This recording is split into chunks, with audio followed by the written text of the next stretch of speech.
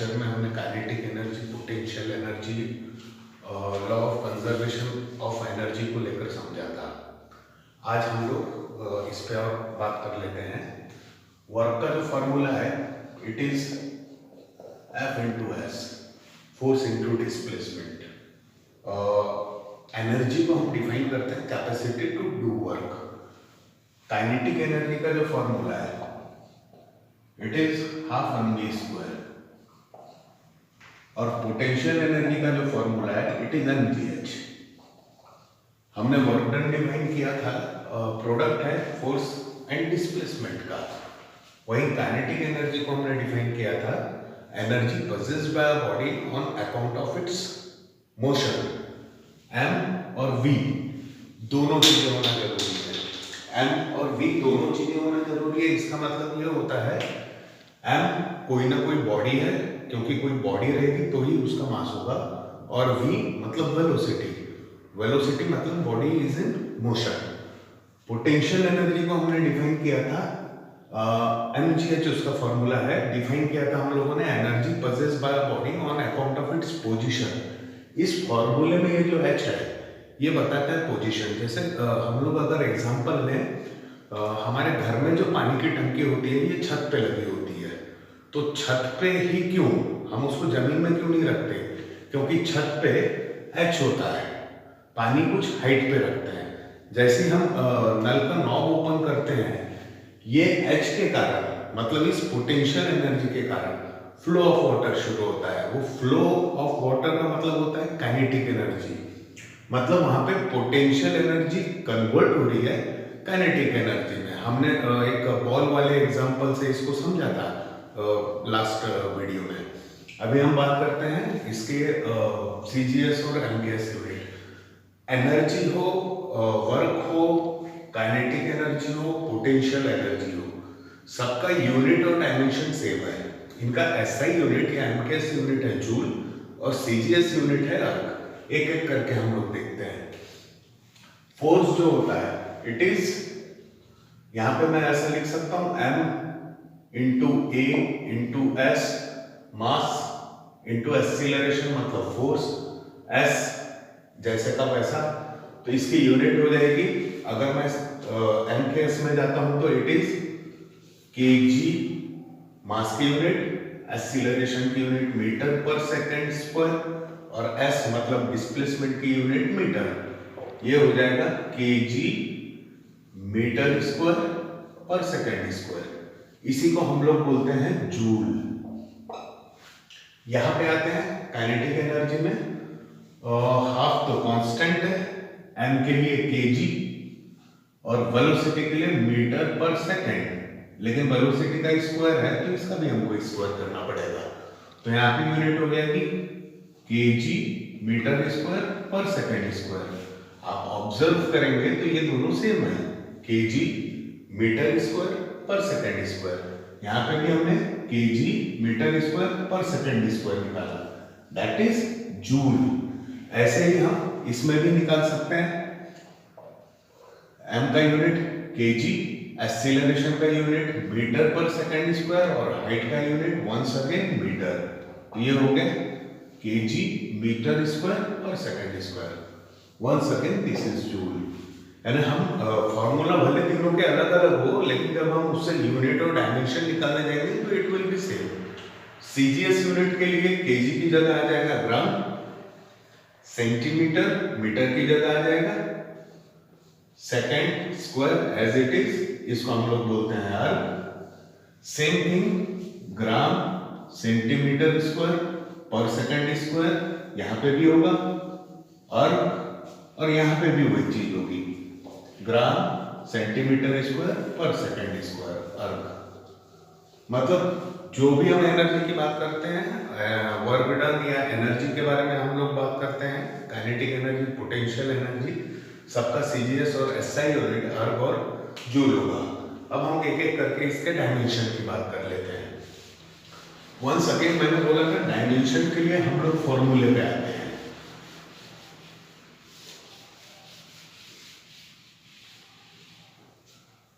Work done का जो formula है it is F into S, हम लोगों ने अपने प्रीवियस वीडियो में देखा था एफ फोर्स का जो डायमेंशन है it is m1 l1 t-2। इसको अगर हम मल्टीप्लाइड कर रहे हैं s से, मतलब हम लेंथ से इसका मल्टीप्लिकेशन कर रहे हैं, तो दिस इनटू दिस, तो इनका पावर जो है वो ऐड हो जाएगा, तो it will B m1 l2 t-2। This is dimension of work done. ऐसे ही अगर हम काइनेटिक एनर्जी के बारे में बात करें तो m का dimension m and it is multiplied by velocity का डायमेंशन हमने देखा था l/t whole square, length upon time मतलब डिस्प्लेसमेंट बाय टाइम की बात कर रहे हैं, तो it will B m1 l2 और t अपॉन से ऊपर आ जाएगा तो टू द पावर -2। फिर हम देख पा रहे हैं कि इन दोनों का जो डायमेंशन है ये सेम है, उसका भी सेम ही आएगा। वापसी हम इस पे आते हैं, m मास के लिए, एक्सीलरेशन का हमने l/t², ये डायमेंशन हम निकाल चुके हैं उसका, और h once again length, m1 l into l, l² t को ऊपर, t inverse 2। This is the dimension of potential energy. तो हम लोग देख पा रहे हैं यहाँ पे work done, kinetic energy, potential energy, फॉर्मूले अलग अलग है, लेकिन जब हम यूनिट डायमेंशन निकालने जाते हैं तो it will B same. Energy हो, वर्क डन हो, काइनेटिक एनर्जी हो, पोटेंशियल एनर्जी हो, सबका यूनिट और डायमेंशन सेम होता है।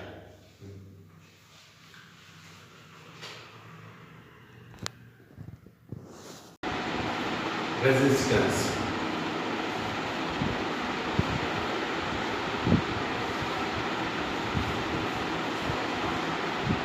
हम लोग हाई स्कूल में पढ़ चुके हैं रेजिस्टेंस के बारे में। रेजिस्टेंस जो है इसको हम लोग डिफाइन करते हैं, property of a body due to which it opposes the current flowing through it. मतलब क्या है, जैसे हम लोग क्लासिफिकेशन पे आए हैं from current point of view, तो हम दो चीजें बोलते हैं, एक कंडक्टर, दूसरा हम लोग बोलते हैं इंसुलेटर, इसी को बोला जाता है बाइक कंडक्टर,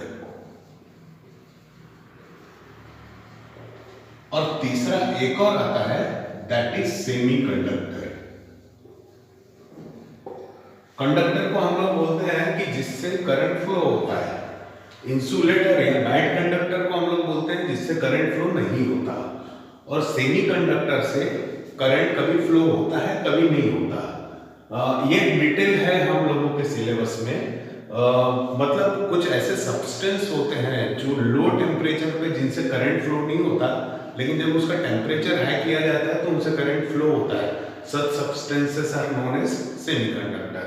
बट अभी हम लोग जो डिस्कशन करेंगे it will be of conductor and resistance, conductor में रेजिस्टेंस कैसा होता है करके। अगर अपन एटॉमिक स्ट्रक्चर में जाते हैं, जैसे ऐसा सुना होगा कंडक्टर में large number of free electron होते हैं। Free electron it doesn't mean कि वो इलेक्ट्रॉन घूमने फिरने कंडक्टर के बाहर निकल जाए।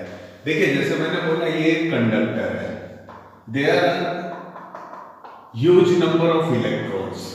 अब बात ये आती है यहाँ पे ह्यूज नंबर ऑफ इलेक्ट्रॉन्स क्यों है, इसके लिए हमको इसके एटॉमिक स्ट्रक्चर में जाना पड़ता है। जैसे अगर हम बात करें कि अच्छे कंडक्टर कौन से हैं, तो उसमें हम लोग मेटल के बारे में बात करते हैं। मेटल में aluminium, copper, silver, iron and so on, ऐसे सब चीजों के बारे में बताते हैं। तो इनमें ऐसी क्या चीज होती है कि जिसके कारण इनमें huge number of free electrons है। हम लोग अगर बात करें जैसे आपने केमिस्ट्री में देखा होगा there are number of orbits. अगर ख्याल हो तो हम लोग बात करते हैं s orbital, p orbital, d orbital, sp, इस टाइप का केमिस्ट्री में हम लोगों ने हाई स्कूल में भी किया है, वैलेंसी वगैरह ये सब बातें करते हैं। एक्चुअली होता कैसा है कि अगर हम बात करें कि कोई एक मेटल है तो यहाँ पे there are number of orbits, और हर ऑर्बिट में कुछ इलेक्ट्रॉन्स घूम रहे होते हैं। मेटल में क्या होता है कि जो आउटर मोस्ट ऑर्बिट होती है, इसमें there are number of electrons. Actually उसको बोला जाता है क्लाउड ऑफ इलेक्ट्रॉन। क्लाउड मतलब बहुत सारे इलेक्ट्रॉन होते हैं उसमें। कोई भी मेटल का अगर आप एटॉमिक स्ट्रक्चर पे जाते हैं तो there are huge number of electron. अब देखिए इसको हम समझते हैं, जैसे यहाँ पे अगर मैं दो एटम ले रहा हूँ, एक एटम मैंने यहाँ पे पॉजिटिव चार्ज, उसका एक इलेक्ट्रॉन ऐसा घूम रहा है, ये एक पॉजिटिव चार्ज, उसका इलेक्ट्रॉन कुछ ऐसा घूम रहा है। एक इलेक्ट्रॉन की बात नहीं कर रहा मैं, there are huge number of electron, cloud of electron की बात करते हैं, यानी बहुत सारे। देखिए इसको ऐसा समझते हैं, जैसे मैं एक पर्सन हूँ, मैं इस कमरे में रह रहा हूँ और मेरे 100 बच्चे हैं, 100। Can you imagine? बाजू वाला कमरा जो है वहाँ पे कोई दूसरा पर्सन रहता है, उसके भी 100 बच्चे हैं और हम लोग इतने ही प्रीमाइसेस में रह सकते हैं। तो व्हाट विल हैपन, इसमें होगा क्या? मेरे कुछ बच्चे उनके तरफ चले जाएंगे, उनके कुछ बच्चे मेरे तरफ आ जाएंगे, एंड हम लोग आइडेंटिफाई भी नहीं कर पाएंगे कि कौन कहाँ पे चले गया। यही इस मेटल का जो एटम है इसके साथ भी ऐसे ही होता है। अगर हम एटम को पेरेंट मान ले और इलेक्ट्रॉन को बच्चे मान ले तो 100 बच्चे मतलब there are number of electron. तो होता कैसा है कि इस न्यूक्लियस का जो इलेक्ट्रॉन है जब घूम रहा होता है तो घूमते घूमते एक पोजीशन ऐसी आ जाती है कि पड़ोस का जो न्यूक्लियस है ये उसके ज्यादा करीब होता है as compare to their parent nucleus. तो उस किस्से में क्या होता है, ये इलेक्ट्रॉन जो है अपने बाजू वाले न्यूक्लियस में घूमना शुरू करता है। तो सिर्फ इसी पे नहीं, यहाँ पे ऐसे करोड़ों अरबों एटम्स है और उनके भी करोड़ों अरबों इलेक्ट्रॉन्स है। सब इलेक्ट्रॉन एक न्यूक्लियस की ऑर्बिट छोड़ के दूसरे न्यूक्लियस की ऑर्बिट, दूसरा तीसरे पे, तीसरा चौथे पे, इस टाइप से इलेक्ट्रॉन इसके मूव होते रहते हैं। जिस वजह से यहाँ पे हम लोग मेटल में बोलते हैं कि देयर आर फ्री इलेक्ट्रॉन्स। तो वो फ्री इलेक्ट्रॉन्स इसलिए होते हैं क्योंकि ह्यूज नंबर ऑफ इलेक्ट्रॉन होते हैं और एक एटम दूसरे एटम को इलेक्ट्रॉन दे देता है। वो देता है तो लेता भी है, यानी सिर्फ देगा नहीं, वो दे रहा है तो दूसरे किसी एटम से उसके पास आ भी रहा है, जिस वजह से फ्री इलेक्ट्रॉन मतलब मोशन ऑफ इलेक्ट्रॉन पॉसिबल होता है। अब देखिए यहाँ पे हम लोग बात कर रहे हैं इलेक्ट्रॉन मूव हो रहा है। ऑब्वियस सी बात है, अगर कोई चीज मोशन में है तो वहां पे फ्रिक्शन होगा। मतलब जैसे अगर हम बात करें तो वी कैन फील, यहाँ पे हम लोग एक गर्माहट महसूस करते हैं, friction, this is because of friction. Electron अगर यहाँ पे मूव हो रहे हैं तो वो इलेक्ट्रॉन एक दूसरे से टकराएंगे तो फ्रिक्शन होगा। ये जो फ्रिक्शन होता है, फ्रिक्शनल फोर्स जो होता है, इसको हम डिफाइन करते हैं resistive force offered by the body. Resistive force मतलब जो अपोज करता है, एंड दैट अपोजिशन, उसी को हम लोग बोलते हैं रेजिस्टेंस। कहने का मतलब रेजिस्टेंस आया कहां से?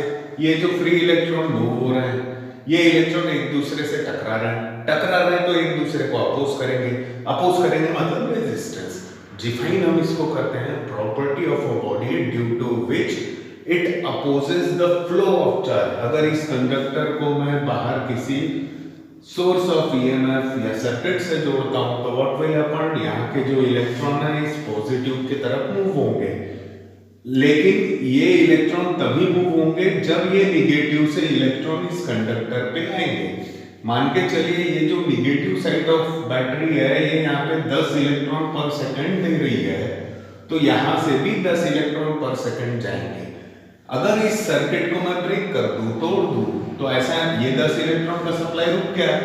यहाँ पे तो नंबर ऑफ इलेक्ट्रॉन ही है, तो क्या ये इलेक्ट्रॉन इस पॉजिटिव की तरफ मूव होंगे? नहीं होंगे।